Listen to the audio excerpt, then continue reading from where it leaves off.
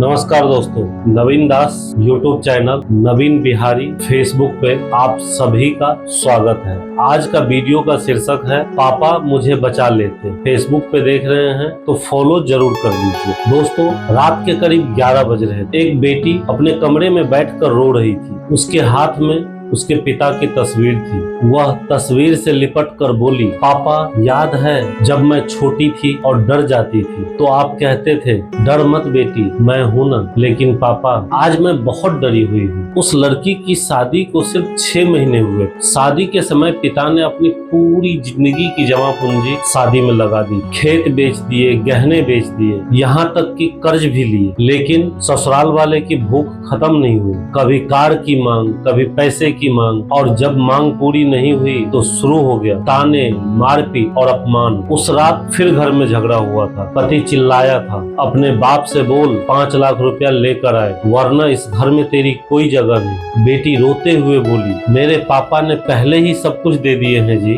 अब उनके पास कुछ नहीं बचा है। बस इतना सुनना था कि उसे धक्का देकर कमरे में बंद कर दिया गया। वह सारी रात रोती रही। सुबह उठकर अपने पिता को फोन की। पिता ने जैसे ही फोन उठाया, फोन उठाते ही वह बोली पापा और रो पड़ी। पिता घबरा गया और उधर से बोला, क्या हुआ बेटी? बेटी ने अपने आंसू रोकते हुए कहा, कुछ नहीं पापा, बस आपकी आवाज सुननी थी। पिता बोले, बेटी अगर कोई परेशानी है तो बता, मैं अभी आ जाऊंगा। लेकिन बेटी ने झूठ बोल दिया, नहीं पापा उसकी जरूरत नहीं है, मैं बहुत खुश हूँ। क्योंकि बेटी जानती उसके बूढ़े पिता अब और दर्द नहीं झेल पाएंगे। 2 दिन बीत गया। उसके बाद उसके पिता के फोन पर एक खबर आता है और खबर ये थी कि आपकी बेटी ने आत्महत्या कर ली। पिता के हाथ से फोन गिर गया और वह दौड़ते हुए बेटी के ससुराल पहुंचे। सामने सफेद चादर में लिपटी हुई उसकी बेटी पड़ी हुई। पिता ने कांपते हुए बेटी का चेहरा देखा और फूट फूट कर रोने लग गए। एक बार कह देती बेटी,